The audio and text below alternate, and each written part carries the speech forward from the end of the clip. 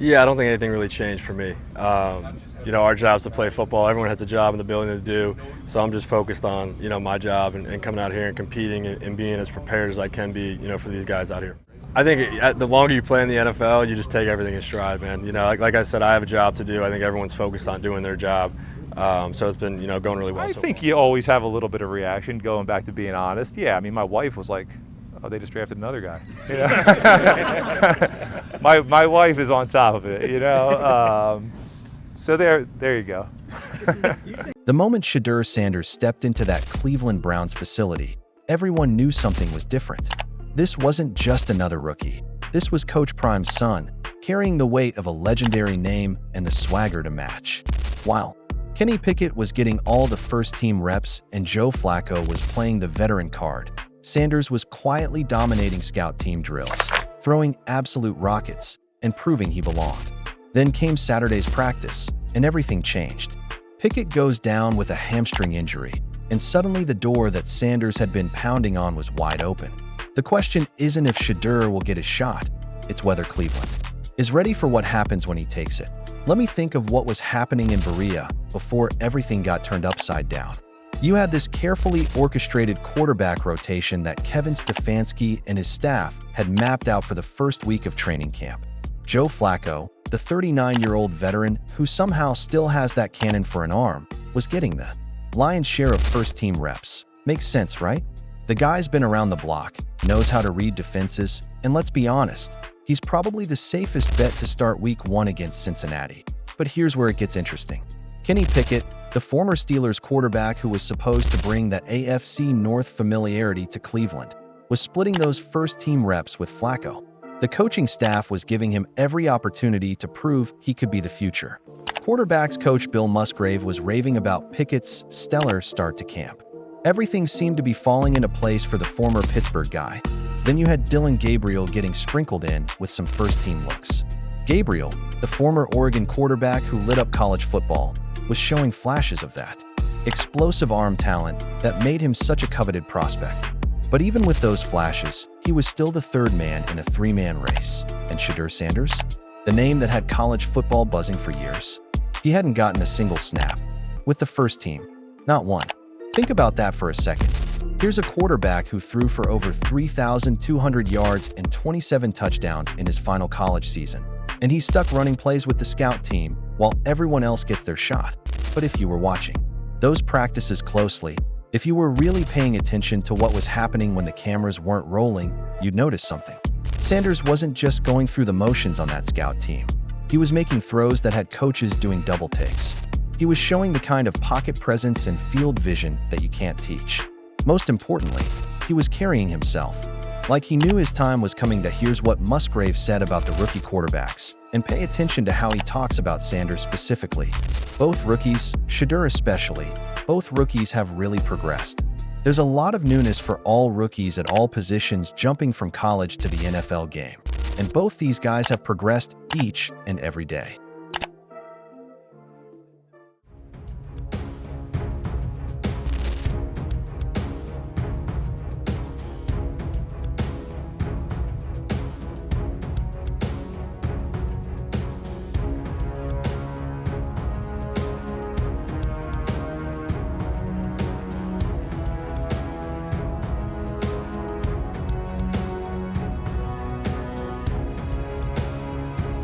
Did you catch that? Shedeur especially. That's not coach speak. That's a guy who sees something special brewing. Now, let's talk about what Sanders was dealing with behind the scenes. Being Coach Prime's son comes with expectations that would crush most people. You're not just trying to make an NFL roster. You're trying to live up to a legacy that includes 2 Super Bowl rings and a Hall of Fame jacket. Every throw you make, every decision you take, it's all being measured against one of the most iconic athletes of all time. But Sanders embraced that pressure. Listen to how he talked about his situation. I'm learning different things because I know the opportunity will come whenever it comes. I want to be able to know the ins and outs and know the full everything. So, I don't want to really make too many mistakes when it's my time. That's not the voice of someone who's discouraged. Yeah, they do like him. I mean, I read somewhere he graded out like 98%, and efficiency of picking up plays in the playbook. That's a big deal with this team. Somebody that knows the playbook can get everybody ready, can get everything pre-snap. I've talked to people and said, now you can't change his height, but if he was, his height, he'd been a first-round pick. Arm, everything's there, processing, so forth. They didn't draft him to be the long-term answer, but I see a lot of a Russell Wilson in it. Russell Wilson was a third-round pick. He just happened to get in the right place at the right time. That's the voice of someone who's preparing for war. Meanwhile, Dillon Gabriel was taking a completely different approach. While Sanders was talking about seizing opportunities, Gabriel was focused on the process. I think for most it's just focusing on where I'm at today. I think a lot of people are focused on results, but the more you can just be right where your feet are, results will come. Two different philosophies, two different personalities, but both guys knowing that they were one injury, one bad practice, one coaching decision away from completely changing their NFL trajectory. And then Saturday happened. Picture this scene. It's the end of practice, the sun's beating down on the Cleveland facility, and Kenny Pickett just threw a perfect touchdown pass in the red zone. The kind of throw that makes coaches nod approvingly and take notes. Everything's going according to plan. Pickett's having his best week of camp. The rotation is working, and the depth chart seems pretty well established. But then, in what probably felt like slow motion to everyone watching, Pickett pulls up lame. Hamstring injury. The kind of injury that can linger, that can change everything in an instant. Sunday afternoon rolls around, and that Cleveland coaching staff meeting that was supposed to be routine suddenly became the most important quarterback evaluation session of the year. Kevin Stefanski, Tommy Rees, and Bill Musgrave sitting around a table, looking at 4 days of practice footage, trying to figure out what comes next. Before Pickett's injury, Musgrave sounded like he didn't expect major changes. I don't know if there'll be any earth-shattering or earth-shaking changes. I think it'll be a lot more of the same. But now they're staring at a completely different landscape. Here's what makes this situation so fascinating. The Browns have 6 practices before their joint session with Carolina, and then their first preseason game on August 8th. That's not a lot of time to establish a new pecking order, but it's exactly the kind of compressed timeline where careers can be made or broken. Think about what this means for Shedeur Sanders specifically. He's gone from getting 0 first-team reps to potentially jumping ahead of everyone not named Joe Flacco. This isn't just about getting more practice snaps. This is about getting the chance to show NFL coaches that all that college production, all that pedigree, all that confidence translates to the professional level. And let's be real about something else. Sanders has been watching and learning from Joe Flacco every single day. You think that's an accident? Flacco might be 39, but he's a Super Bowl champion who knows how to read defenses and manage games. Having Sanders learn from that kind of veteran presence while also pushing Gabriel to elevate his game, that's the kind of situation that creates franchise quarterbacks. But here's where it gets really interesting. Musgrave has seen this movie before. He's worked with rookies who started immediately, and he's worked with guys who needed time to develop. Listen to how he breaks it down. It's definitely individual. There are certain guys that are definitely ready, and there are other guys that could need some seasoning. I know Patrick Mahomes didn't play initially, neither did Aaron Rodgers, whereas we threw Matt Ryan right in there when we drafted him in Atlanta. The question is, which category does Shedeur Sanders fall into? Is he a Mahomes who needs time to marinate, or is he a Matt Ryan who's ready to be thrown into the fire? Based on what we're seeing in these practices, based on how the coaching staff talks about him, based on that swagger and confidence he carries, Sanders looks like he might be ready for whatever Cleveland throws at him. But let's not sleep on Dillon Gabriel either. While everyone's talking about Sanders, Gabriel has been quietly putting together solid practices of his own. He threw multiple touchdowns during that first week of camp, and with Pickett sidelined, he's going to get even more opportunities to show what he can do with the first-team offense. The thing about quarterback competitions is that they're never really about just talent. It's about who can handle the pressure, who can make the right decisions when everything's on the line, and who can convince a coaching staff that they're ready to lead grown men into battle. Sanders has that it factor that you can't teach. He's got the arm strength to make every throw, the pocket presence to handle pressure, and most importantly, He's got the confidence of someone who's been preparing for this moment his entire life. But confidence only gets you so far.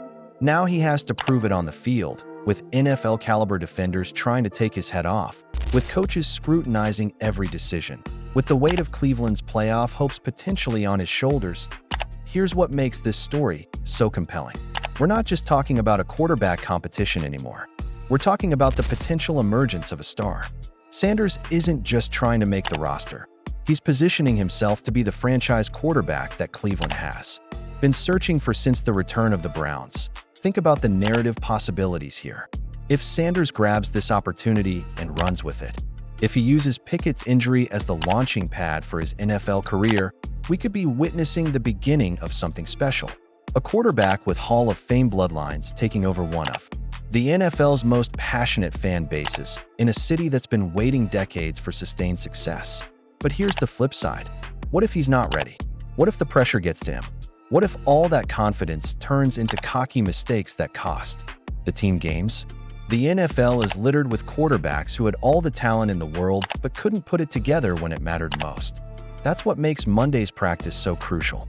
For the first time in his NFL career, Shedeur Sanders is going to step into that huddle with first-team players, call plays in a system that could make or break his future, and show whether he's ready for the bright lights and big stage of professional football. Joe Flacco isn't going anywhere.